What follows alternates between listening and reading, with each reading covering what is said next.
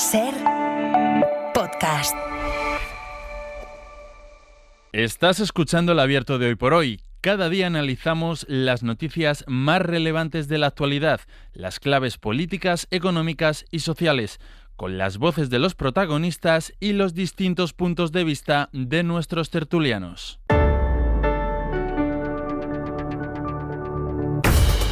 Tiempo para el análisis, tiempo para el abierto en Hoy por Hoy, en esta mañana de miércoles, junto a Elena Pisonero. ¿Qué tal? Muy buenos días. Buenos días, Ángeles. Carlos Sánchez, buenos días. Hola, buenos días. Y Javier Aroca, muy buenos días. Buenos días.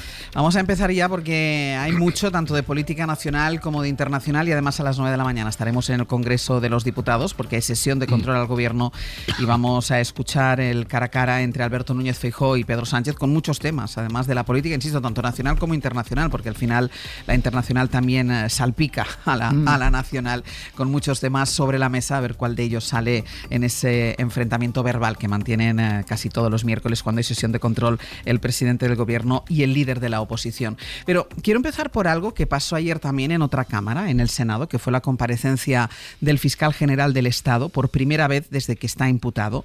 Respondió al Partido Popular y a Vox, que recordarán, lo hizo el propio Feijóo, le han acusado de comportarse como un delincuente. Eso es lo que han dicho del fiscal general del Estado. Ahora lo analizamos, pero quiero que escuchen cómo defendió primero el fiscal su continuidad. ¿Por qué argumentó el hecho de que no dimita? Y él dice que no puede dimitir, aunque ha pensado en hacerlo, porque se encuentra, dice, en una posición incómoda. Si yo dimitiera, estaría haciendo una concesión a los delincuentes.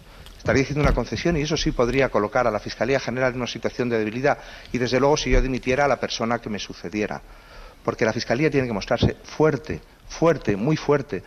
Las redes criminales transnacionales, el narcotráfico, la delincuencia, el yihadismo, el terrorismo internacional, son fenómenos que, como vean un ápice de debilidad en quienes tenemos que perseguir el delito, no van a dudar en utilizarlo. Siguiendo esta comparecencia, ayer estuvo Miguel Ángel Campos. Campos, hola. Hola, buenos días, Ángeles. Vamos primero con los aspectos generales de esa comparecencia. ¿Qué preguntaron al fiscal los senadores que estaban presentes y cómo se defendió, qué argumentos utilizó él para defenderse de la presión a la que está siendo sometido y sobre todo a la que estuvo sometido en la sesión de ayer? Recordemos, Ángeles, que esta comparecencia en la comisión era para hablar de la memoria, para presentar la memoria de la Fiscalía correspondiente al año pasado.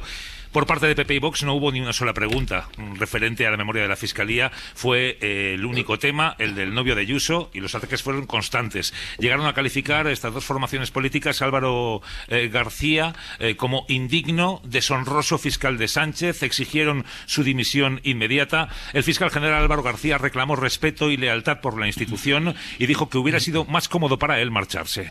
Para mí sería más cómodo marcharme.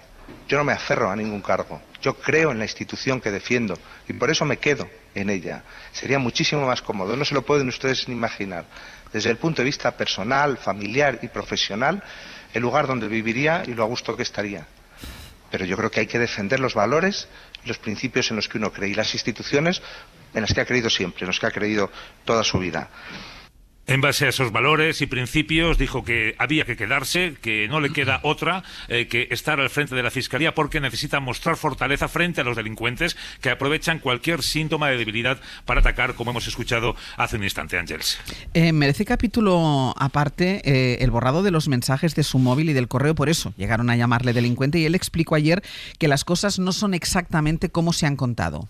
Sí, el fiscal general explicó que borró sus teléfonos por la enorme sensibilidad de datos que contenían esos teléfonos. Borro, tanto porque es mi derecho a disponer de mi intimidad, como lo tiene cualquier otro ciudadano, como lo tienen ustedes en sus dispositivos, ejerzo mi libertad, como porque cumplo las previsiones legales para proteger mis datos y los datos de los que soy custodio. No se pueden ustedes imaginar los datos que tiene el fiscal general del Estado. Y que los borra, Ángeles, de forma periódica, por lo que los WhatsApp del periodo objeto de investigación, del 8 al 14 de marzo, fueron borrados meses atrás, cuando aún no había sido imputado. Álvaro García también reveló que borró su correo electrónico a finales de diciembre por la filtración de su dirección por parte del Supremo y el acoso sufrido, dijo, en su cuenta y teléfonos, que también ha tenido que cambiar. Lo he cerrado, si no me equivoco, el 27 o el 28 de diciembre del año 24, ante el acoso que tenía por haberse revelado mis datos personales, como he tenido que cambiar mi línea de teléfono, como he tenido que cambiar mi línea de teléfono personal, por las llamadas y por los inconvenientes que supone que la opinión pública de este país conozca esos datos nada menos que del fiscal general del Estado, que no es menos que cualquier ciudadano, pero sí merece algún tipo de protección en su propia intimidad. Ante los ataques, Álvaro García se preguntó quién defiende al fiscal general, y el PP en el Senado, bueno, pues se dedicó a defender al novio de Ayuso, ciudadano español particular, víctima de Álvaro García, el senador del Partido Popular, Antonio Silván. Por presunta revelación de secretos referidos a un particular, a un ciudadano español, a un particular, sí, a un particular. Y Silván, el mismo senador del Partido Popular, llegó a llamar abiertamente delincuente al fiscal general del Estado en su intervención. Que todo un fiscal general del Estado, el encargado de defender la ley, el interés general, el bien común, borre las pruebas que le puedan incriminar, es además de bochornoso, propio, por eso lo decía antes, del proceder de un delincuente. Y falsamente, ante las protestas airadas de la oposición, Silván rectificó. Hemos oído, le acabamos de escuchar, que le llama abiertamente delincuente, sin la palabra presunto. El PSOE critica en ese momento determinado que no se podía llamar delincuente al fiscal general del Estado en el Senado, y Silván introduce, dice falsamente, que le ha llamado presunto delincuente, y provoca estas críticas. Van a escuchar incluso a Javier Arenas, al senador del PP, cómo reprocha al PSOE en su intervención. Señor fiscal, el señor Silván tiene el uso. Señor Oleaga, el señor Silván tiene el uso de la palabra. Señor Oleaga, he dicho presunto delincuente. Punto, váyase. Váyase, sí, váyase ya. Mire, el mismo día, es que se lo voy a explicar si lo quiere escuchar. Vete ya. Señor. ¿Qué ha dicho? ¿No ha llamado a Facicsa? Sí. ¿Este tío qué dice, hombre? Bueno, pues sí, el senador Oleaga acabó abandonando la comisión ante esa situación y finalmente se retomó de nuevo con críticas al fiscal general del Estado, Ángeles. Campos, gracias. A ti, buenos días. Bueno, es todo tan inusual y tan inhabitual lo que está pasando en torno a esta imputación del fiscal general del Estado por una filtración que se está investigando. Un fiscal general del Estado imputado por primera vez, que ayer comparecía y por primera vez desde su imputación en el Senado, dando sus argumentos del por qué permanece en el cargo mientras la investigación sigue adelante, y sobre todo sobre ese episodio por el que el Partido Popular le llama delincuente, no presunto delincuente. Ayer en el Senado le llamaron delincuente, como ya lo habían hecho anteriormente otros miembros del Partido Popular, por ese borrado de sus mensajes, de su correo, en cuanto supo que había estado imputado. Carlos, ¿qué te pareció el episodio de ayer? Me pareció bochornoso una vez más por los excesos en las palabras de senadores que deben dar ejemplo a la opinión pública. Creo que el Senado es un sitio tan importante que hay que respetarlo, y si los propios senadores, digamos, traspasan, algunos, no todos evidentemente, traspasan los límites, creo que es una mala señal que se da al público. A mí me ha gustado la intervención del fiscal general del Estado, pero me da la sensación de que llega muy tarde. Es decir, creo que cuando se inició este procedimiento penal tenía que haber hablado ante la opinión pública y decir exactamente lo que dijo ayer. Es decir, yo me tengo que defender porque soy inocente y estoy defendiendo a la institución que es la Fiscalía General del Estado, y a mí no me pueden tratar como un delincuente mientras no lo demuestre la justicia. Es decir, yo creo que llega demasiado tarde y ha dejado correr ríos de tinta, desgraciadamente, y ha manchado a la institución. Bienvenido sea el Fiscal General del Estado en este tipo de intervenciones, pero llega muy tarde. Elena. Sí, no, mi primera reacción es subrayar lo lamentable que es este tipo de espectáculos, y porque creo que efectivamente hay que recuperar un tono y un debate que es por donde deben discurrir, dando ejemplo, como bien decía Carlos, desde las más altas instancias del Estado. En cuanto a la justificación, la justificación que ha hecho de que no dimite por no conceder a los delincuentes sería equivalente a decir que haga lo que haga el fiscal es impune, porque evidentemente lucha contra los delincuentes. A mí no me parece un argumento, desde luego, muy válido, porque, como digo, equivaldría a que ningún fiscal general del Estado puede ser cuestionado. Lo que creo es que debemos intentar que esto pase lo antes posible, porque es evidente que la institución está siendo dañada y es muy importante distinguir la persona o el cargo de la institución. No sé si llega tarde o no, Carlos, pero tampoco es que haya dicho que es ni inocente, sino que ha hecho lo que cualquier ciudadano tiene derecho a hacer, y creo que no es un ciudadano más. Pero dar explicaciones, digamos, con micrófono abierto a la opinión pública diciendo yo borro mis mensajes porque pero a mí eso no es una defensa de inocencia. No, pero tenía que haberlo dicho para explicar a la opinión pública lo que está pasando. Es decir, muchas veces, claro, lees en un periódico el primer día que el fiscal general del Estado ha borrado sus mensajes y gente que no está ducha en la materia, pues lo que piensa es que es un delincuente. Es decir, por eso precisamente tenía que ser el primer día salir a los ciudadanos a través de los medios de comunicación y explicar exactamente por qué borra él los mensajes. Y ha dejado que ese terreno lo ganen los malos, precisamente por falta de iniciativa para la hora de comunicar lo que él piensa. Pero es que volvemos a liar, ¿no? Aroca, voy contigo, Aroca. Sí. No, digo que a estas alturas darnos cuenta, no digo por lo que dijo ayer el señor fiscal general del Estado, que me pareció infinitamente más templado que cualquiera de las circunstancias y de las voces y de los gritaríos infantiles y aznarianos que esos vete ya suena a Aznar, ¿no? Suena a unos tiempos muy pasados y afortunadamente superados. No, independientemente de la templanza del fiscal general del Estado, que a alguien haya que explicarle, fundamentalmente el Tribunal Supremo, que el fiscal general del Estado, por su posición, goza entre comillas, de una información que puede poner en peligro altas instituciones del Estado y puede poner incluso en peligro la propia actuación de la justicia. Yo creo que esto debería de ser conocido ya a estas alturas, tanto por el Tribunal Superior del Estado, tanto el Tribunal Supremo, como a las fuerzas también judiciales a las que se le encargan determinados cometidos, como por ejemplo la UCO. Todo el mundo que maneja la materia prima de esta gente, que es la delincuencia, deberían de saber cómo gestionarla. Eso, pero bueno, aquí el tema no es el fiscal general del Estado. Yo discrepo. El problema aquí, como se dice en política y entre estos políticos que se han escuchado sus voces de fondo, esto es un problema de casa mayor. Casa con Z, casa mayor. Aquí la casa a cobrar, la cabeza a cobrar no es el fiscal general del Estado. Aquí van por el presidente y se ha utilizado la figura del fiscal general del Estado. Cuando el fiscal general del Estado dice muchas cosas de las que dice, algunas tienen que ver exclusivamente con su cargo. Como por ejemplo cuando dice, mire usted, yo no puedo dejar mis datos disponibles eternamente en un teléfono cuando se sabe las habilidades delincuenciales que existen hoy para acceder al teléfono, incluso de un fiscal general del Estado.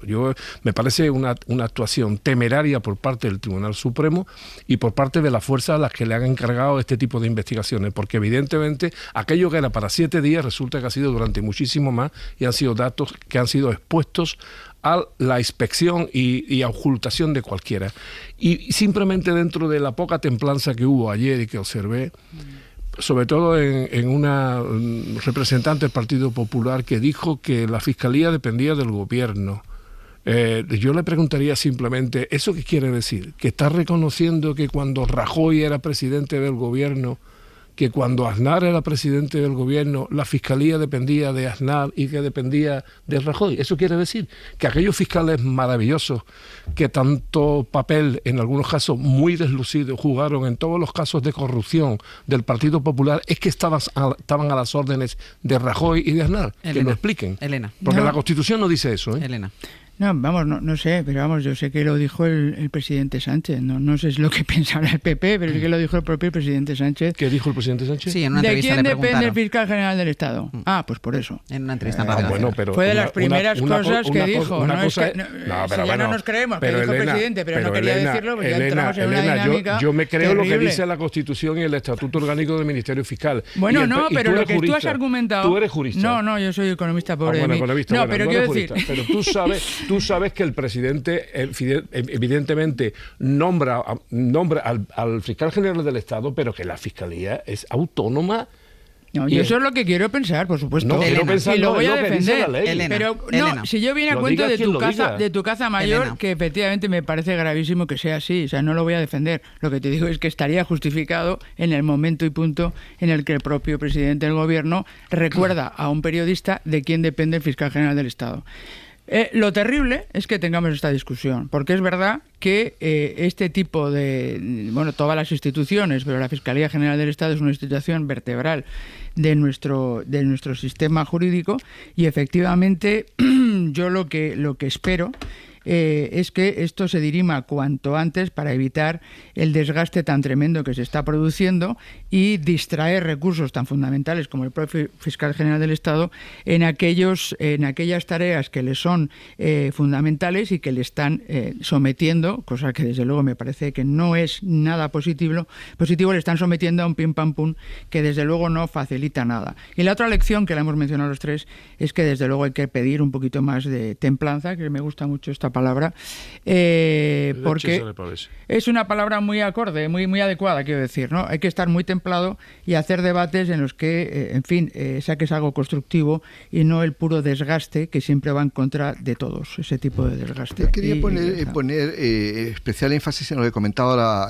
Aroca en el sentido de la filtración de datos personales del fiscal general del Estado. Me parece extremadamente grave y que no ha habido una respuesta por parte de los tribunales, ni siquiera de la Agencia Española de Protección de Datos. Es que el fiscal general del Estado está imputado por una filtración. Sí. Del fiscal general del Estado se ha imputado, se ha filtrado, todos sus movimientos de su teléfono durante 10 meses, no solo sus llamadas entrantes y salientes, sino si ha entrado en una página web, si ha consultado una receta de cocina, da igual, se ha filtrado todo esto. Sobre esto no hay ningún tipo de respuesta. Y ojo, y la mala praxis de un magistrado instructor que ha sido especialmente exquisito a la hora de investigar, y eso tenemos que aceptarlo y tenemos que defenderlo.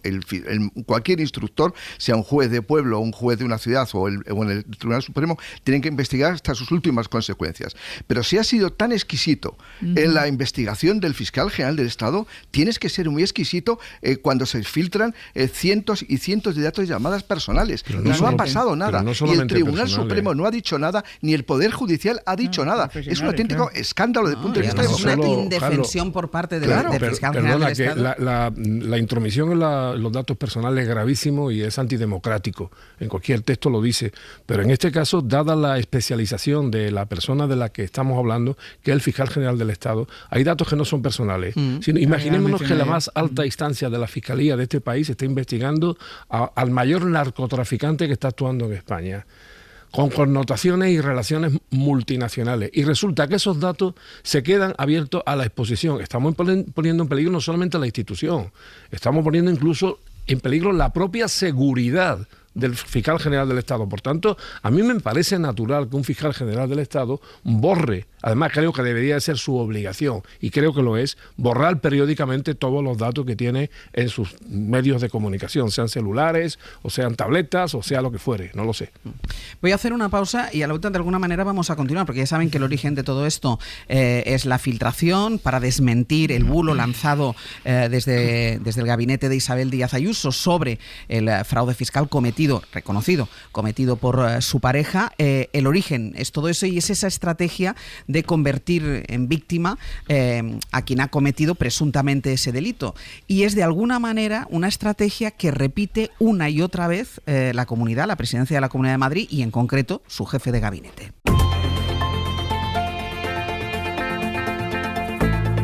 El Abierto. Ser podcast.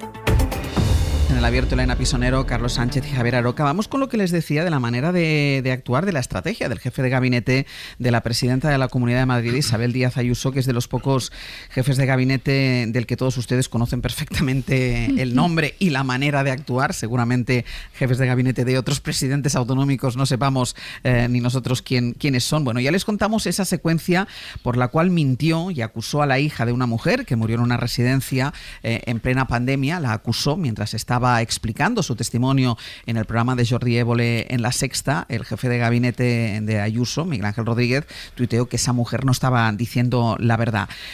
Miguel Ángel Rodríguez dio marcha atrás después en otro tuit, porque todo esto lo hizo a través de las redes sociales, diciendo que se había equivocado, que es verdad que esa mujer, la madre de esa mujer que estaba dando su testimonio, sí había muerto en una residencia de la Comunidad de Madrid. Y por todo esto, Radio Madrid, Roberto Torija, buenos días. Hola, muy buenos días. Más que en el territorio del error, en la equivocación que argumentaba Miguel Ángel Rodríguez para dar esta marcha atrás, estamos ante otra estrategia, porque ante las dificultades el gobierno de Ayuso lo que acostumbra hacer es darle la vuelta y presentarse como una víctima, como si fuera ella la víctima y en este caso no los muertos en las residencias durante la pandemia. Sí, hasta ahora el gobierno madrileño había hablado de retorcer el dolor, cuestionado cómo se financian las plataformas de familiares y habían llegado a decir que ya lo tenían superado. Ahora esta comisión yo creo que solo tiene un interés electoral y va a causar un daño innecesario a esas familias que podrán volver a pensar,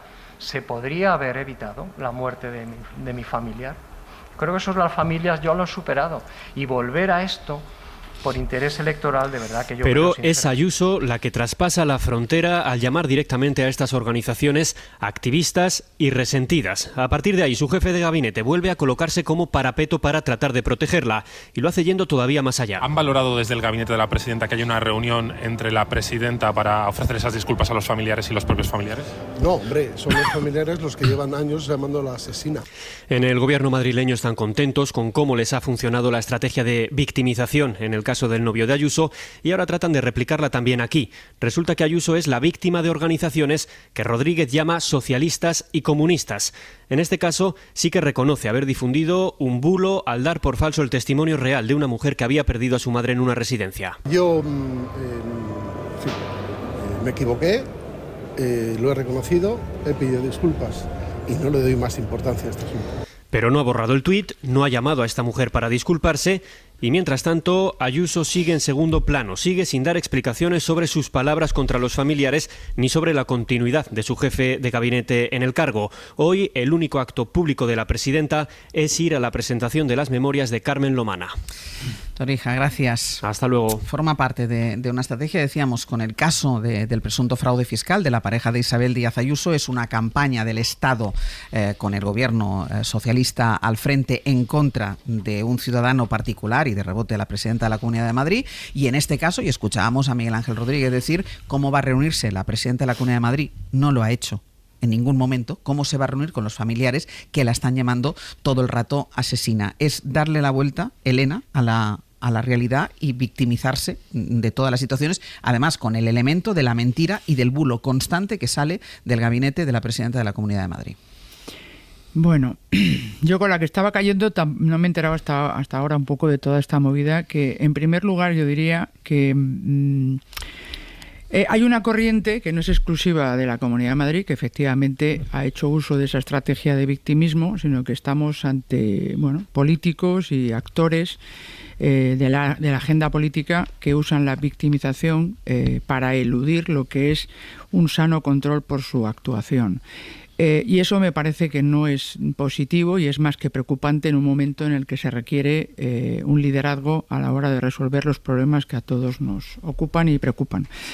En el caso concreto, pues digamos que lo que demuestra Miguel Ángel Rodríguez es una manera de actuar un poco arrogante, diría, y que desde luego no es recomendable en política, en la que siempre hay que estar claro cuál es tu papel y es responder a los problemas de los ciudadanos, y desde luego eso exige de entrada una cierta empatía, pero no como un postureo, sino como un reconocimiento de que tu labor debe responder a las inquietudes de los ciudadanos, que a veces actuarán de manera siempre legítima, pero algunas veces con un interés particular, pero eso no justifica que no actúes en consonancia a lo que te exige tu papel. Yo creo que el victimismo, como digo, es una corriente generalizada. Estamos viendo a distintos líderes políticos que utilizan eso para eludir sus responsabilidades y creo que no es positivo hacerlo. Aroca. Bueno, yo creo que después de tanto tiempo y de una cifra tan machacona como 7.291, ya estamos todos más que informados de lo que pasó y de las vicisitudes, ¿no? Desde que aquello era culpa del entonces vicepresidente del gobierno el señor Iglesias, hasta otras muchas cosas que se saben. Y con respecto a este señor jefe de gabinete, incluso los militantes con más formación del Partido Popular y más informados reconocen que Miguel Ángel Rodríguez es el ortopeda de Isabel Díaz Ayuso. Quiero decir que Díaz Ayuso no puede caminar apenas, entiéndase políticamente, sin la ayuda ortopédica del señor Miguel Ángel Rodríguez. Y a partir de ahí, bueno, pues cada uno tiene sus propias estrategias, las estrategias de la mentira, de la difamación, de la ocultación, del engaño, y aquí luego hay dos variantes. Evidentemente una es política y la obligación de los políticos es pedir responsabilidades políticas, aquí en cualquier sitio, pero después está el aspecto judicial que brilla por su ausencia. Entonces yo digo, ¿dónde están los jueces de Madrid? ¿Hay jueces en Madrid o dependen todo de Pedro Sánchez?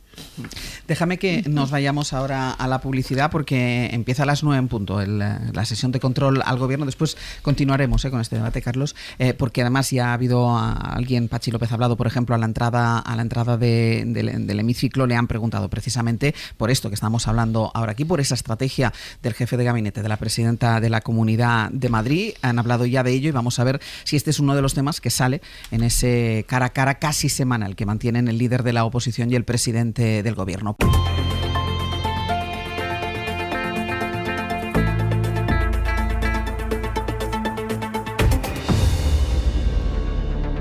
Está a punto de empezar esa sesión de control al gobierno en el Congreso de los Diputados. Vamos a ver en qué consiste la pregunta que le vaya a formular el líder de la oposición al presidente del gobierno. Ahora lo escucharemos, pero en cualquier caso, y como les decíamos, son muchos los temas que sobrevuelan. Algunos de ellos los estábamos comentando ahora mismo aquí en El Abierto, desde la comparecencia y los argumentos que dio ayer el fiscal general del Estado en su comparecencia en el Senado, las mentiras del jefe de gabinete de la presidenta de la Comunidad de Madrid. Y bueno, sigue todavía sobrevolando también el cisma, el desacuerdo entre las dos partes del gobierno de coalición por la tributación del SMI. La semana pasada estábamos muy pendientes de la gestualidad en ese banco del gobierno en el que no estaba la ministra de Hacienda. Hoy sí están tanto el presidente del gobierno como la ministra de Hacienda, la vicepresidenta primera y ministra de Trabajo y vicepresidenta segunda, Yolanda Díaz. Se les ha visto de partir a los tres amigablemente, a pesar, insistimos, de que las diferencias siguen siendo las mismas en cuanto a esta cuestión. Y continuamos con el turno de preguntas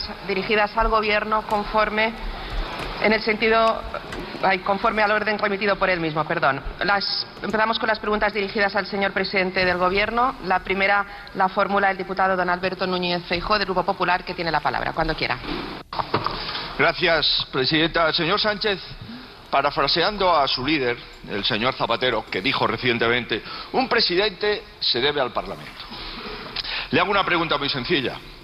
¿La vicepresidenta Díaz sabía que los perceptores del salario mínimo iban a pagar IRPF o mintió cuando dijo que se enteró por la prensa? Nada más, muchas gracias. La semana pasada ya abordó esta cuestión Feijóo, que tuvo la respuesta del presidente del gobierno diciendo que ahora entendía por qué nunca apoyaban la subida del salario mínimo y era porque estaban en contra de la tributación. Señor presidente. Muchas gracias, señora presidenta. Buenos días, señor Feijóo. Me vuelve a cambiar usted la pregunta. Usted me pregunta por si el gobierno se preocupa o no por el bienestar de los ciudadanos. Hombre, hablando de las retenciones en el IRPF, los sobresueldos de Bárcenas a la dirección del Partido Popular, eso seguro que no se retenía en el IRPF. En todo caso, ustedes preguntan por el bienestar de los españoles y yo le voy a responder. Mire, en el año 2018 el salario medio en nuestro país era de 1.700 euros. Hoy es de 2.100 euros. En el año 2018 la pensión media era de 1.000 euros. Hoy es de 1.500 euros. En el año 2018 había 19 millones de personas ocupadas. Hoy hay casi 22 millones. Señor Feijóo, ¿sabe cuál es el patrón? Empieza a adivinarlo. Que la diferencia en lo que les preocupa a ustedes y lo que nos preocupa a nosotros se mide en números. Y a diferencia de ustedes, señoría, los números no engañan. Era la pregunta realmente que tenía registrada el Partido Popular sobre el bienestar de los españoles, y a esto ha respondido el presidente del gobierno. Muchas gracias, señor presidente. Señor Núñez Feijóo. Muy bien, señor presidente. Es usted tan constante en no responder como en saquear a los trabajadores españoles. Ha subido 97 veces los impuestos y sigue. La gota que colmó el vaso es que pretenden que los mileuristas también paguen. ¿Cómo va esto, señoría? ¿Ahora los mileuristas son los nuevos ricos de la época sanchista? Mire, usted no encuentra recursos para bajar el IRPF al salario mínimo, pero sí para gastarse 2.000 millones de euros en controlar Telefónica. Los 200 millones que le debe a los pacientes de ELA se los está gastando usted en publicidad institucional. Tiene usted 400 asesores más, altos cargos y asesores, que el último gobierno de Rajoy. En Moncloa, 525 asesores. Y no hay dinero para el tren de Extremadura, pero sí 750 millones para comprar trenes en Marruecos. Para lo que le interesa, sí hay dinero, ¿no?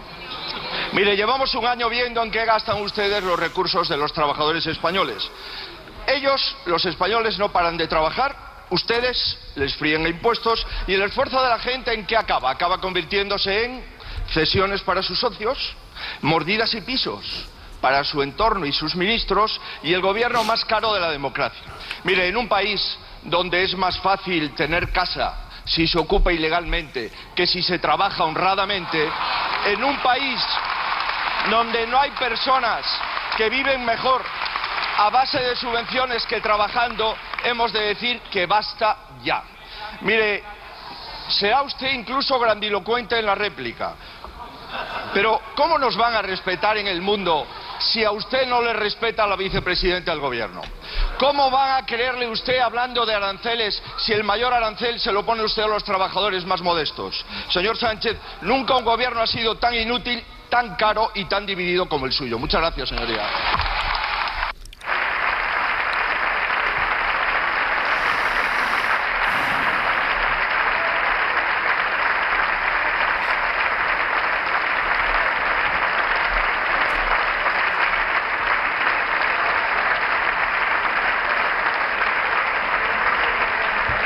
Es costumbre ya que la bancada popular ovacione las intervenciones, largamente las intervenciones del líder de su partido.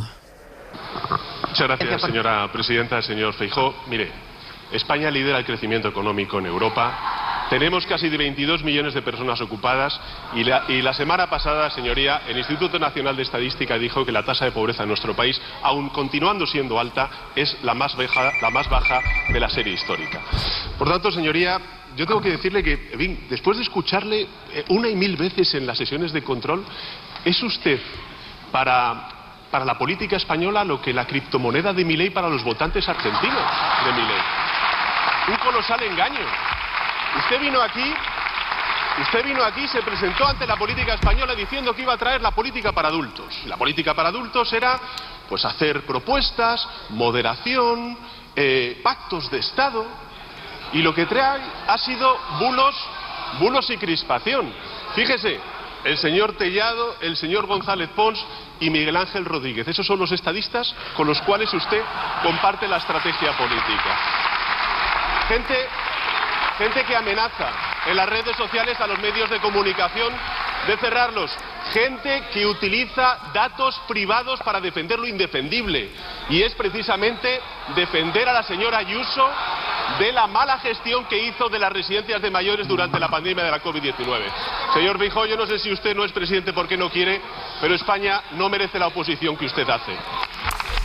Venga, pues vamos a hacer una pausa. Este ha sido el tono. Sí, por favor. De ese. Vamos a hacer una pausa. El tono de Respiremos. Ese cara a cara, y a la vuelta lo retomamos casi por el punto en el que lo dejaba el presidente del gobierno, porque estábamos hablando aquí de la estrategia del jefe de gabinete y, en definitiva, la estrategia de la presidenta de la Comunidad de Madrid, Isabel Díaz Ayuso.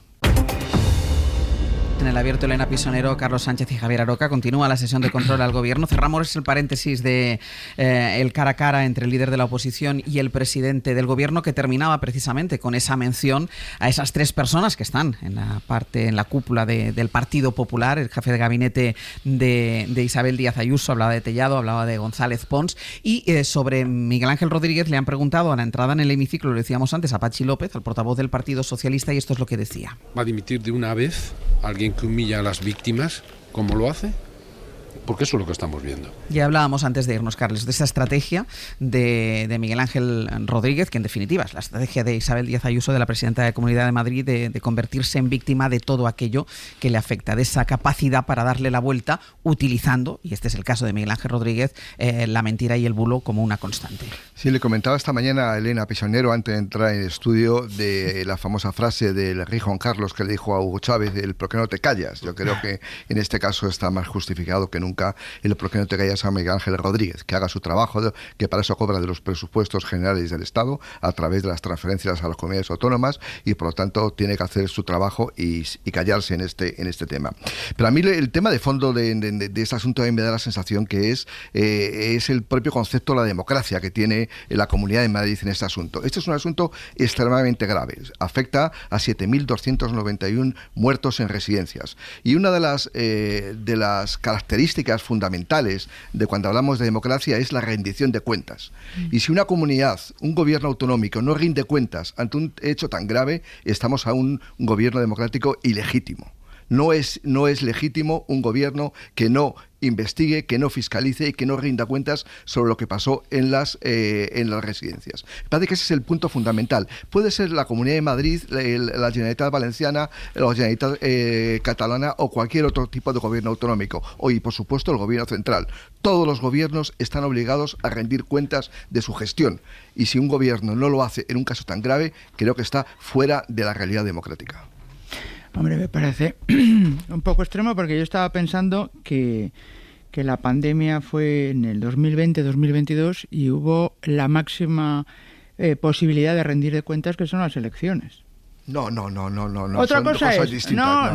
Bueno, eso es vamos la democracia a ver. plebiscitaria que hablaba hoy. Perdón. Como he ganado las elecciones, tengo posibilidad de hacer lo que quiera. No estoy de acuerdo. La democracia es mucho más compleja. No, pero tú te presentas para ver si te eligen para una posición en la que has hecho ya una determinada gestión y te sancionan en función de lo que has hecho. Lo que no quita, y por eso hablaba de arrogancia, que tu obligación efectivamente es responder ante las inquietudes de los ciudadanos no satisfechas, por mucho que tengas incluso mayoría absoluta para gobernar. Eso para mí efectivamente es el concepto de democracia, porque si no estaríamos en un rodillo o una apisonadora que podemos ver en otros ámbitos que ningunean una mayoría social que no está de acuerdo con lo que haces. No es siendo el caso, no justifica el tipo de comportamiento que estamos viendo. Y vuelvo a insistir, la victimización no me parece propia y no se la quiero para ningún líder o ningún político que tiene que asumir una responsabilidad de dirigir el destino de un conjunto de personas. Pero digamos que la máxima rendición de cuentas son las elecciones. La máxima es esa. Si la gente no estuviera de acuerdo como lo ha gestionado, desde luego no ganaría por mayoría absoluta. Pero vuelvo a repetir, eso no justifica la arrogancia y la manera de gestionar la preocupación de los ciudadanos, que no puede ser la que se ha hecho. Bueno, las elecciones es verdad que son siempre importantes, ¿no? Y forman parte del núcleo básico de cualquier sistema democrático, y elegir siempre es importante, que se lo diga a los argentinos con Milei ahora, pues sí, a ver cómo andan, ¿no? Y que se lo digan, y también se lo podrán decir un día quizá a los norteamericanos, los estadounidenses, pero eso no tiene nada que ver con el camino a emprender junto con esa legitimidad parlamentaria y electoral, porque los jueces también están actuando o deberían de actuar, y sobre todo si ha tocado algún ciudadano norteamericano van a actuar contra Milei, y los jueces están también actuando contra Trump. Aquí el problema es que la justicia, en el caso de Madrid, pongamos que en Madrid, que la justicia está ausente desde hace mucho tiempo. Y antes decía Carlos algo muy interesante, que no tiene nada que ver con lo que voy a decir yo, pero sí tiene que ver desde el punto de vista de la argumentación. Carlos decía, hombre, el fiscal tendría que haber hablado antes, ¿no? Bueno, yo creo que es una actitud, yo lo he dicho otras veces en esta tertulia, brechtiana. Bertolt Brecht ya nos advertía de lo malo que es quedarse quieto mientras que no van contra ti, esperando hasta que te llega, ¿no? Bueno, en el caso de Madrid es similar, porque cuando empezó todo esto por las residencias y la carga de la acusación iba contra el vicepresidente entonces del gobierno, lo vuelvo a insistir, el señor Pablo Iglesias, al que achacaban de manera ilícita, vil y mendaz la responsabilidad sobre las residencias, nadie se atrevió a salir en tropel en defensa de aquella barbaridad que se estaba diciendo. Y aquello dio tiempo a que se construyeran toda una arquitectura de mentiras y de fabulaciones y de conspiraciones en contra de cualquiera que no fuera la verdadera responsable, que es, en este caso, se llame como se llame, la presidenta de la comunidad autónoma, en este caso, porque jurídicamente es así. Lo mismo que el señor Masón, me vale de ejemplo, diga lo que diga, el que lo diga es el responsable, porque incluso es la autoridad del Estado en Valencia, de todo lo que ha pasado en Valencia. Ahora podremos perfilar y podremos afinar, pero lo que no se puede, como tú bien dices, Carlos, es echar balones fuera en materia de responsabilidad. La Comunidad Autónoma de Madrid tiene sus responsabilidades, tiene sus instituciones de gobierno, tiene sus responsables y tienen que dar cuenta y responder. Y los jueces, vuelvo a insistir, no pueden estar de espectadores. Madrid no puede ser una ínsula jurídica, una ínsula judicial en toda España. No puede ser. Carlos y Elena. Hace 48 horas Donald Trump lanzó un tuit diciendo que él, como había ganado las elecciones, no había juez que no podría frenar, digamos, las decisiones de la Casa Blanca. 24 horas después, Vance, su vicepresidente, dijo exactamente lo mismo. Con lo cual, si entramos en el juego de que como yo he ganado las elecciones, hago lo que quiero, creo que entramos en un terreno verdaderamente peligroso, con muchísimo riesgo en términos democráticos.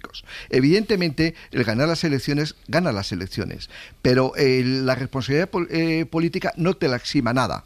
Es decir, si tú has estado durante los meses, durante año y medio, los 2 años, digamos, de los años duros de la pandemia, al frente del gobierno de la Comunidad de Madrid o de Valencia o del gobierno de la Nación, de la Moncloa, tienes que rendir cuentas ante la opinión pública.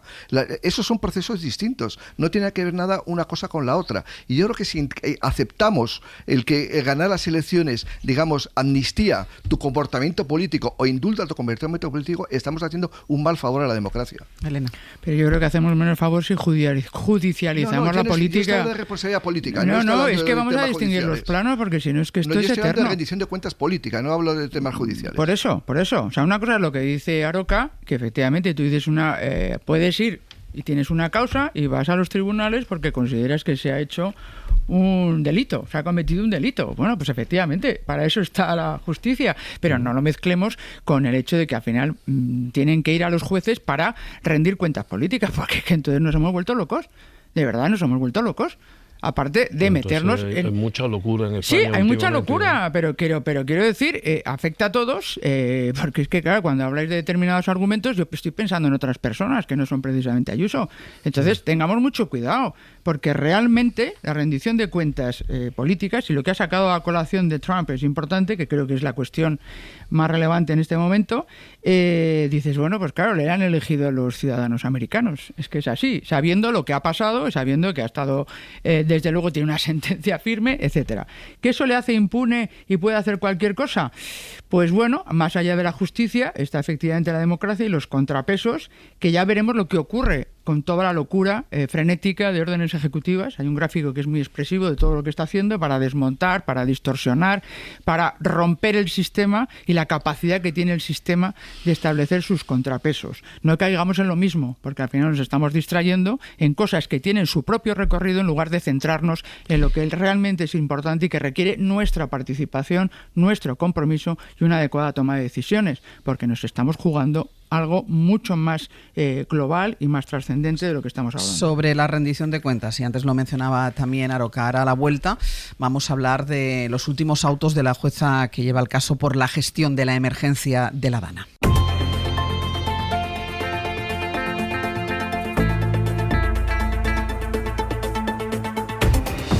Abierto Elena Pisonero, Carlos Sánchez y Javier Aroca. La jueza que instruye la causa para saber qué pasó durante la Dana en Valencia ha pedido más datos a la Generalitat, que hasta ahora se ha resistido a dárselos a cualquiera que se los solicitara.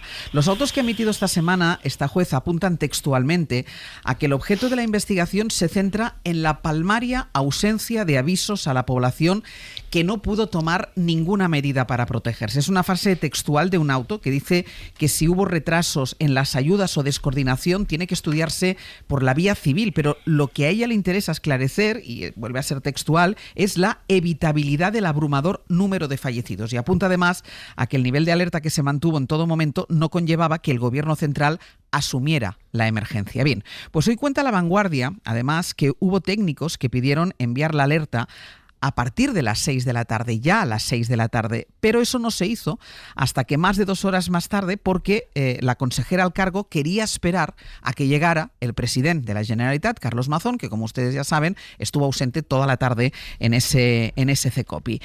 Salvador Guix es el delegado de La Vanguardia en Valencia. Salvador, ¿qué tal? Muy buenos días. Hola, buen día, Ángel, ¿qué tal? Vosotros contáis, entiendo que a partir de testigos que estuvieron en esa reunión del CECOPI, cómo la alerta no se lanza hasta que Mazón, hasta que la consellera no tiene a su lado al presidente de la Generalitat. Bueno, sí, lo que tenemos contrastado es que por 2 personas que estuvieron en ese momento con ella, es que ella no se atrevió, a pesar de que a partir de las 6:10, 6:15 ya había una constancia importante del riesgo de rotura de la prensa de Forata, porque estamos refiriéndonos a eso. En aquel momento no había conciencia aún de la situación del Barranco del Pollo. La preocupación era que se reprodujera, tú te acordarás un poco lo que fue la pantanada del año 82 en Alcira, ¿no? Y lo que sucedió fue que ella, pues bueno, se le presionó. Hubo varios miembros del CECOPI que le presionaron incluso con contundencia para que ella tomara decisiones. Ella se levantó varias veces, no se sabe con quién habló por teléfono, o con quién pudo hablar o con quién no pudo, pero no tomó ninguna decisión. Y que no la tomó hasta después de que llegara Carlos Mazón, que llegó pasada las 7 de la tarde, a las 7:30, habló con él un momentito y a partir de ahí fue cuando ella ya dio la orden de lanzar la alerta, que por un problema técnico necesita como unos 20 minutos para prepararse. Eso no es inmediato, hay que prepararlo, tiene un proceso, hay que pedir una serie de autorizaciones y por eso tardó en mandarse eso a las 8:11. Esa alerta se podría haber mandado, si ella no hubiera esperado a la presencia de Carlos Mazón, se podría haber mandado a las 6 de la tarde ya. Se podía haber mandado, no sé si a las 6, pero con muchísima antelación sí, porque de hecho los técnicos le explicaron a ella la posibilidad de mandar esa alerta. Y de hecho, estos testigos nos confirman que le sugirieron que se mandara, no tanto para alarmar, pero sí para informar a la población de los riesgos que existían y que tomaran precaución, pues evitar desplazamientos o intentar subir las casas, en lo que era la zona que se esperaba que fuera, que pudiera ser arrasada si se rompía el barranco de Forata, que al final no sucedió, que al final el barranco no se rompió, el problema al final fue otro. Y cuentas tú, y además ahora me lo comentabas, que los técnicos que recomendaban mandar esa alerta a partir de las 6 de la tarde se lo recomendaban con contundencia, y cuentas en el artículo que hubo incluso algún golpe sobre la mesa ante la inacción de la consellera. De hecho, hubo una expresión, nos han contado una expresión para que no la hemos puesto porque no hacía falta, ya se sobreentendía, pero que hubo una persona importante de CECOPI que dijo aquello, hostia, mandad una puta vez la alerta, ¿no? Esa fue un poco la expresión que tenemos confirmada, pero bueno, sí que hubo lo que pasa, da la sensación por el relato que nos dan, que la consellera estuvo completamente bloqueada, fue incapaz de tomar ninguna decisión, a pesar de que ya estaba alertada de que se podía romper el barranco de Forata y lo que hubiera eso supuesto, además de lo que sucedió después con el barranco del Pollo. Salva, ¿se sabe si ella verbalizó el hecho de esperemos a que llegue el presidente? Ella, lo que nos cuentan es que ella dijo en un momento determinado que el presidente acudía al CECOPI. Lo que entendió la gente que estaba allí es que cuando ella decía eso, entendieron que ella quería esperar a que llegara el presidente antes de tomar ninguna decisión. Esa es la interpretación que nos han trasladado. Y lo que es imposible saber ni por esta vía de la gente que pudo estar en ese CECOPI, ni por la vía de la petición a través del SCORS, es exactamente si esas llamadas que ella estaba haciendo era con el presidente de la Generalitat. No lo sabemos. Lo que nos han dicho es que ella no transmitió en ningún momento con quién intentaba o con quién estaba hablando. Se levantó varias veces de la mesa donde estaban sentados allí, se distanció de la mesa con el teléfono móvil en varias ocasiones, nos repiten, pero que en ningún momento ella informó de las gestiones que estaba realizando por teléfono a las personas que estaban con ellas en ese momento. Y no olvidemos que en ese momento se había roto la conexión, o se había desconectado, la conexión con las personas que estaban conectados vía telemática, entre otros con la delegación del gobierno. Salvador Guix, muchísimas gracias. Ángels, un placer, un abrazo. Hasta luego. Esto es lo que cuenta hoy La Vanguardia y que completa eso que les estábamos contando, ese nuevo auto de la jueza de Catarroja que da estos 3 días que se acaban con esta semana a la Generalitat para que aporte más datos. Y quiero insistir en esa frase textual que dice el auto de la jueza, que si hubo retrasos en las ayudas o descoordinación, que luego es otro tema que ha sido mucho tema de debate, si la responsabilidad es la misma por una parte o por la otra, por el gobierno central y por el gobierno de la Generalitat, lo que dice la jueza es que si hubo descoordinación y retrasos en las ayudas, tiene que estudiarse por la vía civil, pero lo que compete a esta jueza, y lo vuelvo a decir textual, es la evitabilidad del abrumador número de fallecidos y que el nivel de alerta que se mantuvo en todo momento no conllevaba que el gobierno central asumiera la emergencia. Así que pide directamente a la Generalitat que dé las explicaciones que le está requiriendo, muchas de las cuales se le están pidiendo también en las Corts Valencianas, y la Generalitat se niega a darlas. Radio Valencia, Ana Talens, buen día. Buen día, Ángels. Ante esta nueva petición de la jueza de Catarroja, ¿qué dice el gobierno de Mazón?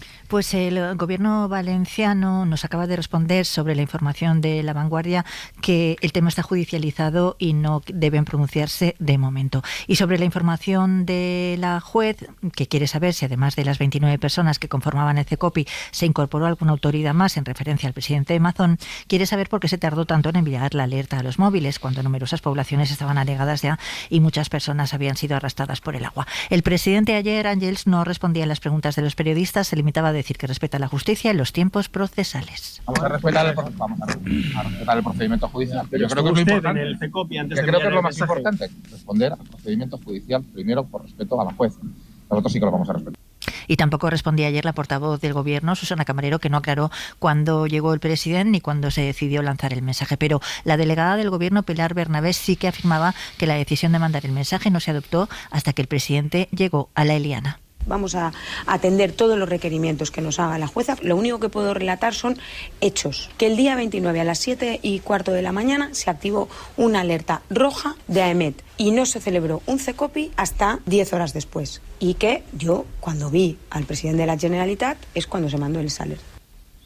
Ana, hay una asociación de víctimas que ha dicho que va a recurrir la decisión de la jueza de no investigar algunos de los delitos que ellos creen que se cometieron aquel día, delitos como prevaricación y omisión del deber de socorro. Sí, la Asociación de Afectados del Horta Sur representa decenas de afectados, incluidos los familiares de fallecidos, y había pedido que se investigaran los posibles delitos de homicidio, lesiones, daños, todos imprudentes, prevaricación omisiva y omisión del deber de socorro. Pero la jueza informa que solo va a investigar los 2 primeros, dejando decenas de afectados, dicen, en el camino, según la asociación. Y es que la juez inadmite lo relativo a los daños por imprudencia grave, daños materiales y la destrucción que ha asolado a las poblaciones, afectando a miles de personas, porque entiende que esos daños no se podían evitar. Pero las muertes sí, así que su investigación se ciñe a los fallecimientos y a las lesiones que requirieron tratamiento tras una primera asistencia. Ana, gracias. De nada. Claro, es interesante este auto de la jueza porque, y antes lo hablábamos también, en las responsabilidades ponía el ejemplo Aroca de las residencias, de quién era la responsabilidad, la gestión de las residencias en el caso de la pandemia, porque la jueza aquí discierne mucho. O sea, hay un tema que es la gestión de la emergencia, hay unos avisos que se podrían haber lanzado antes y que hubieran evitado la muerte de muchas personas. Ella dice no los daños materiales, pero sí el fallecimiento de muchas personas, y luego hay otra vía, que es la vía de la descoordinación o el retraso en la llegada de las ayudas, pero ella se centra en la emergencia en ese momento. Sí, es importante esta matización de la jueza, en el sentido de que una cosa es la vía penal y otra cosa la vía civil. Son 2 vías absolutamente distintas y es lo que tienen que investigar la parte penal de la juez que está instruyéndolo. Yo me he acordado inmediatamente cuando estaba escuchando la crónica de aquellas declaraciones de la consejera de Interior y que era la responsable de emergencia, Salomé sí. Pradas, donde decía que no sabía que existía el sistema de alertas. Es decir, claro, cuando alguien recuerda esto, pues dices, pues, ¿a qué estamos jugando? Quiere decir, tiene que ver con lo que comentamos anteriormente con el tema de la rendición de cuentas. Es decir, desgraciadamente en España no hay una tradición constructiva en lo que es una comisión de investigación.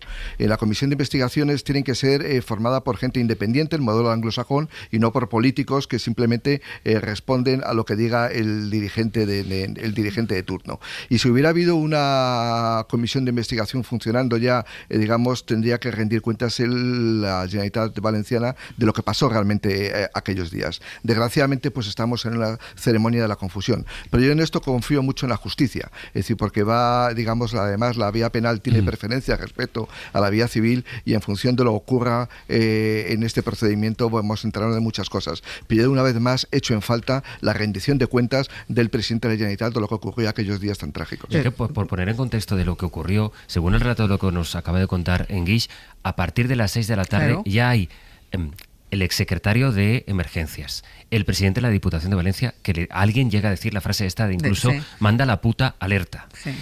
Otros testigos han contado en otras informaciones, contaba hace unas semanas el diario Levante, que a partir de las 6 de la tarde de aquel día 29 se planteó incluso el confinamiento de la población. Pero que no tomaron esa decisión porque no estaba Carlos Mazón. Porque no estaba Carlos Mazón. No se podía localizar. Sí, según lo que contaba esa información. Pero es que, como recordaba ahora Carlos, Salomé Pradas, que era la responsable de la gestión de la emergencia, es la que dijo que hasta las 8 de la tarde no fue cuando un técnico le dijo a ella que existía este sistema de alertas, cuando ella misma estaba capitaneando, o por lo menos presente, en unas reuniones en las que se estaba hablando desde hacía horas de la posibilidad de enviar una alerta a los teléfonos móviles. Un nivel de incompetencia supino. Que no sé si incompetencia o es otra cosa. Otra cosa. Bueno, volviendo al debate que iniciamos antes, ¿podría ganar en las próximas elecciones valencianas el PP en Valencia? Sí, podría ganar, claro. ¿Eximiría esto de responsabilidades, sobre todo penales, a los protagonistas de todo lo que ha ocurrido en Valencia? No. ¿Podría ganar? Sí. ¿Pero qué significaría eso? Lo único que significaría que a los valencianos les da igual, pero penalmente no tendría ninguna trascendencia. Esto por situar el asunto. En otro orden de cosas, hombre, el modelo en Valencia se repite. La culpa la tiene el gobierno de Madrid, la culpa la tiene Pedro Sánchez, la culpa la tiene la ET, la culpa la tiene todo el mundo menos los que tenían responsabilidades. Abiertamente ya contrastadas, relatadas, narradas y, por cierto, enfangadas, porque hay más fango en los medios de comunicación, no en todos, evidentemente, pero hay más fango en los medios de comunicación que en la calle. Que el fango que queda en los medios de comunicación es mayor que el fango que hay en las calles. Y yo conozco el fango de las calles, porque he estado allí. Luego, por tanto, vamos a organizar, como decía antes o proponía antes Elena Pisonero, una democracia mejor. Y la democracia mejor consiste, lo primero, en aceptar la autocrítica. Segundo, aceptar la crítica y después tomar decisiones. Claro, el señor Mazón aquí no tiene responsabilidad ninguna, a pesar de concurrir el agravante de ventorridad. No es para que lo estudien los estudiantes de Derecho, técnica jurídica. Pero bueno, no es técnica jurídica, pero bueno, tengo esa deformación profesional. Creo que podría caber un agravante de ventorridad en este caso. Pero bueno, esto lo decidirán los jueces, si es que no lo deciden ante los valencianos, que es lo que yo espero. Pero bueno, aquí hay responsabilidades, claro que hay responsabilidades judiciales, sean penales o sean civiles, las que digan los jueces. En eso estoy de acuerdo contigo, Carlos, pero responsabilidades políticas también. Y en estas responsabilidades políticas, como en las de Madrid, está detrás toda la organización del Partido Popular, porque el señor Feijóo, apoyando lo que ha ocurrido en Madrid y apoyando lo que está ocurriendo en Valencia, está comprometiendo su reputación y también la responsabilidad política de él mismo y de su partido, apoyando a dos personas que, en mi opinión, son poco apoyables. Y en el caso último que estamos hablando, del señor Mazón, ya es tremendo porque, como vuelvo a decir, tiene agravante de ventorridad, aún sin aclarar. Elena. A ver, como digo, todo lo que pienso de una manera templada. A ver, tú puedes. Bien, no. Bueno, voy a coger... añadir algo a lo que han dicho mis compañeros y con los que estoy bastante de acuerdo. Yendo un poco a esa ordenación que me asignas, Daroca, es... Tú lo dijiste con buen criterio. Sí, no, ya, es que creo que en esa línea, en la democracia en la que yo creo que efectivamente está evolucionando y que hay que reformar, y eso sí que me parece un tema de un calado profundo y muy relevante para cómo organizamos la toma de decisiones. Lo que estamos es llevando a una perversión política de la democracia en la que al final lo importante es que el otro peor, yo más, el otro no sé qué, en fin, y Y creo que está muy bien hacer presión desde los medios de comunicación, como estamos haciendo esta mañana, para que haya, como bien decía Carlos, rendición de cuentas, para que se diriman responsabilidades, pero sobre todo, todo esto se establece para evitar que haya abusos de poder y para que al final aprendamos en el proceso a tomar mejores decisiones. Y por lo tanto, si hay gente incompetente, pues intentemos evitar que se nombre gente incompetente para hacer las funciones que se le encomiendan. Ahí eso me parecería algo bastante constructivo. Es decir, y lo siento por esta mujer porque no me gustaría haber estado en su situación, debería saber que se pueden mandar alertas por teléfono. Que es lo primero que me he acordado. Pero creo que escuchar a los técnicos. Claro, pero elevemos un poco el debate, porque al final si estamos en un foco de lo pequeño, perdemos lo grande, que realmente es que en estas discusiones tenemos la casa sin barrer. Creo que hay problemas muy, muy, muy graves como para que incurramos en la ventorridad que decía Daroca y nos disipemos en debates que no les quito la importancia, pero desde luego nos harían ser irresponsables si no lo centramos en la verdadera discusión, que es cómo tomamos decisiones juntos, no unos contra otros y el otro peor y el otro mejor y vete ya y este tipo de cosas que no hacen más que añadir ruido en un momento en el que tenemos que demostrar que la democracia es el mejor sistema para tomar decisiones y que no haya una deriva como la que estamos viendo y la veremos el próximo domingo en Alemania, para que es mejor que tomen decisiones los fuertes, el propio Trump, que hace órdenes ejecutivas y decide hacer lo que le parece en contra de los principios más básicos que le han otorgado la llegada al poder, dicho sea de paso, y que no es lo primero que ocurre en nuestra vida. Así que yo apelaría también, porque me siento responsable, sin que me eche Ángeles Barceló, a asumir la responsabilidad de llamar la atención en que pongamos en valor la fuerza que tiene la democracia para tomar decisiones conjuntamente en beneficio del bien común y no de unos contra otros en beneficio de mi grupo. Ya, pero en cualquier caso lo de unos contra otros, en este caso la juez lo deja bien claro. O sea, bien, pero dejemos a la jueza que... Sí, pero déjense de unos contra otros. Esto no va de si hubo coordinación. Claro. O sea, no hay el mismo nivel de responsabilidad, no es uno contra otro. O sea, la jueza marca bien si sabía lo que es la emergencia. Me iba a meter en un lío diciendo esto, Ángel. Claro, pero... porque es que a mí una de las cosas del auto de la jueza que llama la atención, porque además es uno de los argumentos políticos utilizados, es todos tienen la misma responsabilidad y la jueza pone negro sobre blanco. Hay una responsabilidad en la gestión de la emergencia, que es en el lanzar esos avisos que no se lanzan porque hay una persona que no está en su sitio, que es el presidente de la Generalitat, y luego hay otra vía. Evidentemente, hay otra vía para depurar responsabilidades sobre el retraso de las ayudas o la coordinación o la descoordinación. Pero la jueza dice las muertes se podrían haber evitado. Sí, yo estoy de acuerdo en que el bien a proteger es la democracia. Y muchas veces se nos olvida, y sobre todo a algunos políticos, evidentemente no a todos, y sería larguísimo contar a quién sí, a quién no. Tampoco habría que hacer el tema sobre los juicios morales en la vida. Es decir, se nos olvida que el caldo de cultivo de los demagogos, el de los populistas, es el caos. Y si las administraciones no son capaces de dar una solución a los problemas tan importantes como tiene hoy en día la sociedad, pues al final ganan los malos. Es decir, hay que recordar que la demagogia en el COVID permitió al Partido Popular en Madrid tener mayoría absoluta. Es decir, simplemente atizando a las calles contra las decisiones del gobierno de la Moncloa. Creo que fue un acto de profunda irresponsabilidad política. Si ahora mismo no se da una solución, por lo menos creíble, a la opinión pública valenciana, es probable que quien capitalice esto sean los malos. Por eso es importante salvar la democracia y por eso es importante la rendición de cuentas y que el presidente de la Generalitat Valenciana, que yo no sé si es culpable o no es culpable, no tengo ni idea, pero sí que tiene que rendir cuentas ante los ciudadanos y explicar con pelos y señales lo que hizo aquellos días. Es decir, porque al final, insisto, en el caos siempre ganan los malos. Sí, pero la perversión a la que aludía es que la democracia tiene que servir, es un medio para un fin, que es la defensa y el cuidado del común, estableciendo una serie de reglas en la toma de decisiones y en la ejecución de lo que se decide, ¿vale? Entonces, lo que no podemos perder de vista, o si no me lo contradecís y yo estaré dispuesto a aceptarlo, aunque lo veo difícil, que el fin último de toda esta discusión es que, desde luego, los ciudadanos que se han visto afectados, víctimas, familias que han sufrido en primera persona la devastación que ha producido la Dana, se repare, se cuide y se tomen las medidas para que esto no vuelva a ocurrir. Y efectivamente, eso que es lo que ha hecho Amazon. Dice, bueno, yo pongo mi futuro político en la recuperación. Bueno, solo faltaba. Pero además eso no exime de la asunción de las responsabilidades que te sean imputadas. Pero no perdamos el foco de lo que debe ser la política, porque si no estamos convirtiendo el medio en un fin.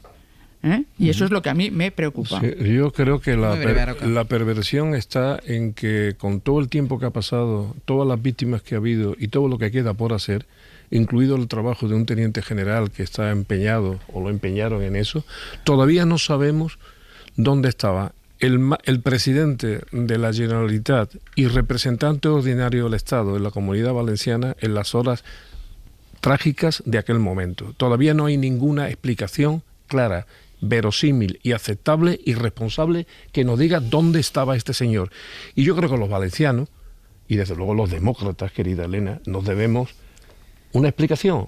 O sea, sí, no te estoy diciendo que no, díganos usted, pongamos el foco en lo importante. No, pero es que es muy importante. Todo es importante, pero... Es muy importante que el máximo responsable político de Valencia y representante ordinario del Estado durante las horas trascendentes de todo esto no estuviera localizable y que todavía no haya dado una explicación verosímil de dónde estaba para que democráticamente podamos metabolizarlo, es lo más grave políticamente que está ocurriendo en Valencia. Déjame que cambie ya de asunto porque si no nos queda todavía por contarles todo lo que tiene que ver con la actualidad internacional, que es mucha, más allá del estado de salud del Papa, que por cierto, dice el Vaticano que ha pasado bien la noche y que ha desayunado. Vamos con lo que todavía colea de las cumbres, primero la de esta semana en Francia, después de la de ayer, porque ayer a esta hora empezaba la primera reunión entre Estados Unidos y Rusia en prácticamente 3 años de guerra. Fue una primera toma de contacto que Trump quiere que termine con un encuentro con Putin que dice debería ser antes de que termine febrero, es decir, tienen una semana y media para encontrarse Trump y Putin. Pablo Morán, buenos días. Hola Ángels, buenos días. Eso dice Trump. Rusia dice estar dispuesta a negociar con Zelensky, pero claro, con un matiz, si es necesario. Bueno, la delegación rusa también aseguró que su ejército no ataca infraestructuras civiles en Ucrania, pero esta misma mañana cientos de hogares de Odessa han despertado sin luz, sin suministro de agua y sin calefacción por un bombardeo ruso, precisamente. Trump hablaba anoche después de ese primer contacto de ayer en Riad entre Estados Unidos y Rusia, ya no solo para avalar la reunión, sino para dar un paso más, digamos, en su simbiosis con Putin. Hablan igual.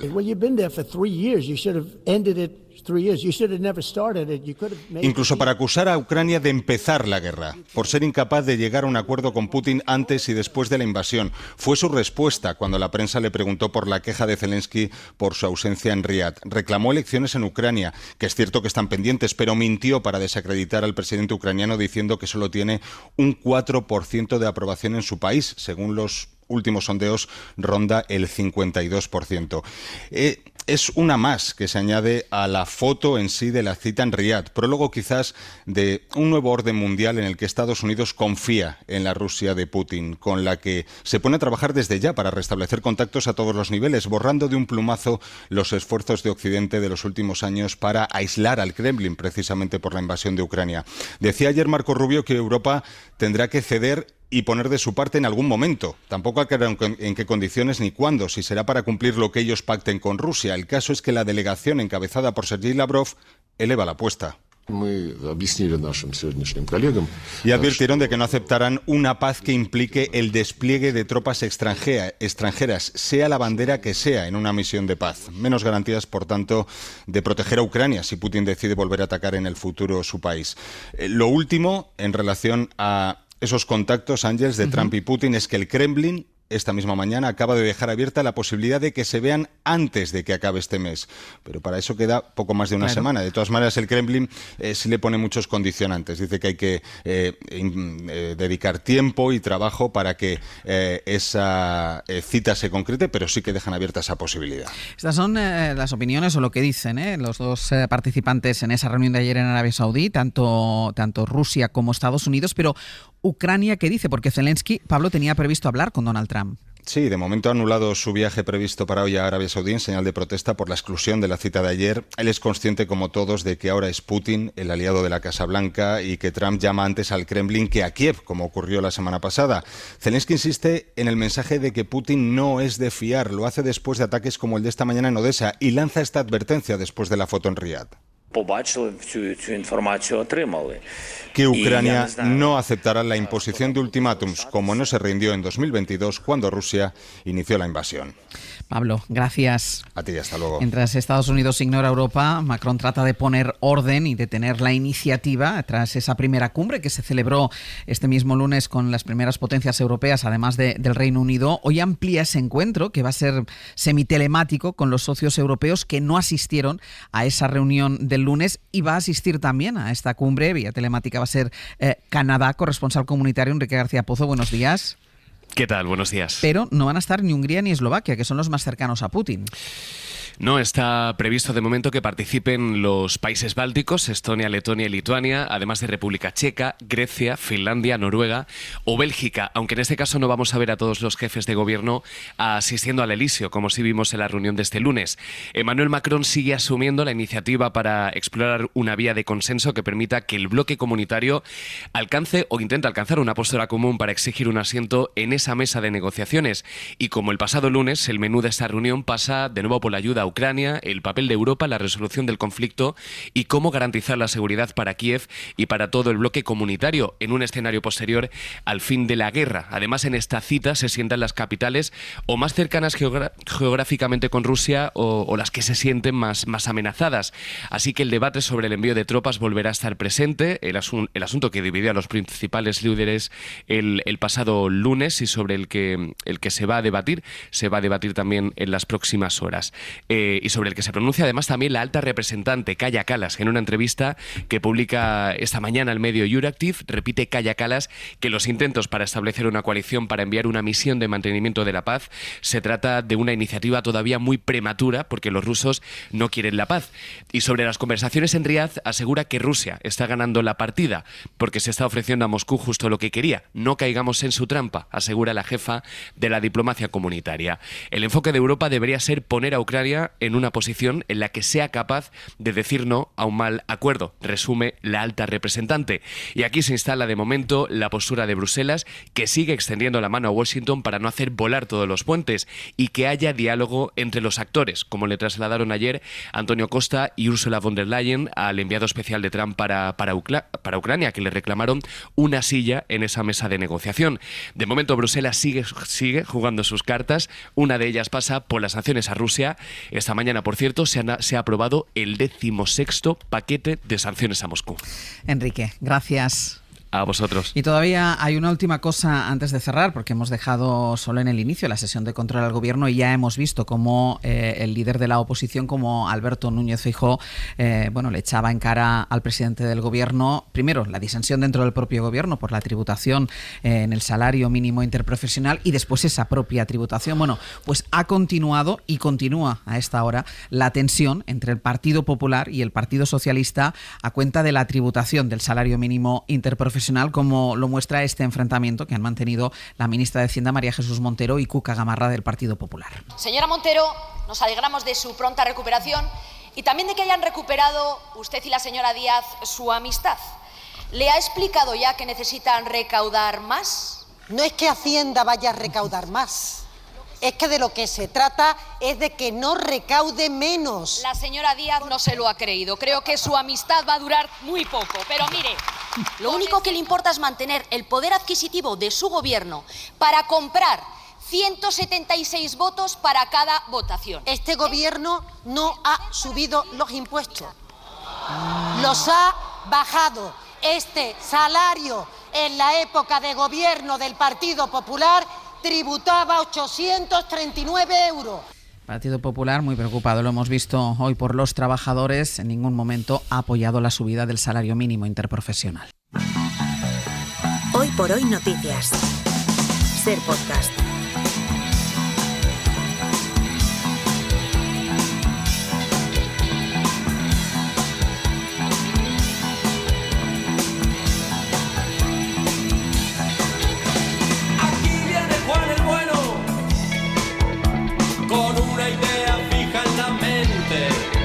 Vamos a ir terminando ya el abierto. Están aquí Pepe Rubio y Ana Uslé. Buenos días. ¿Qué tal? Buenos días. Que hoy son los encargados de contarnos qué vamos a hacer a partir de las 10. Bueno, pues tenemos el rincón y la esquina con Marta Sá y Manuel Delgado, que iba a hablar de abogados. Es que me da una gana de decir abogados. Vale, pero solo eso. Solo eso. Es que Abogados. Sastre ya estaba a punto de saltar. El rey de la rima. Pero sí, yo no he dicho nada. No, ya, pero estabas a punto de saltar. ¿Qué rima con abogado? No me queda más remedio que decir abogados, porque claro, es el tema. Abogado, no sé. Bueno, eso será. Y pedimos a los oyentes al 900 100 800 desde ya pueden llamar para que nos cuenten grandes historias sobre abogados, relaciones con sus abogados, que se puedan contar experiencias que han tenido. Eso sí, me ha dicho Severino Donate, que lo cuenten grandes historias, pero en breve, claro. ¡Abogado! Sí, y después en las biografías, después de a las 11, biografías no autorizadas con Roberto Villar, que hoy nos trae la biografía no autorizada de Santiago Abascal. Si la autorizada ya es dura, imagínate. Es que hoy nos vamos a hacer amigos del colectivo de abogados y nos vamos a hacer amigos de Santiago Abascal. Venga. Sí. Vale, pero ahora cambiamos carrete. Sí, vale, si Pepe quería decirte abogado, yo tendré que reprimirme para no ponerte voces, porque hoy vamos en el pretérito pluscuamperfecto a recordar muchachada nui. Qué maravilla. Y la hora chanante. Así que algún nui te haré. Qué algo maravilla. Así. ¿De acuerdo? Celebrities. Y nos queda también la entrevista que es real, no será un celebrity ni un testimonio ni nada. Bueno, es una celebrity. Es una super celebrity, porque ¿sabéis esa expresión un tanto sobada de la cuna de la cultura? No, pues hoy sí vamos a hablar de una cuna de la cultura, del mejor tablao flamenco del mundo, de una cuna también gastronómica, que es el Corral de la Morería. Y vas a hablar con la persona que lo lleva, que conoce toda la historia de todos los que han pasado por allí, desde el Shah de Persia, Elton John, Frank Sinatra, John Lennon, que siempre me lío, y va a estar aquí Blanca del Rey. Vale, pues todo esto desde ahora, si la informática nos lo permite. ¿Ha ido todo bien? Sí, hoy el celebrity, si Joaquín Reyes tuviera que hacer un celebrity, ¿quién sería? ¡Hola, soy Galaxy! Claro. Yo voy a lanzar todos los cortes. Seríamos todos en Juto Mohamuto hoy. Galaxy es el nombre, lo digo por si sabéis de qué estamos hablando, del sistema informático que estamos estrenando. Que estamos estrenando hoy. Gracias a él tenemos este cutis. El cutis más terso y unas cuantas canas de más. Pero entonces, al 900 100 800, ¿sobre qué tema? ¿Cómo vuelvo a poner lo del abogado? No está. Licenciados en Derecho. Licenciados en Derecho. Licenciados en Derecho, eso. Vale. Venga. No, estaba hablando con Marta. Elena Pisonero, Carlos Sánchez, Javier Aroca, hasta la semana que viene. Adiós. Hasta luego. Para no perderte ningún episodio, síguenos en la aplicación o la web de la SER, Podium Podcast o tu plataforma de audio favorita.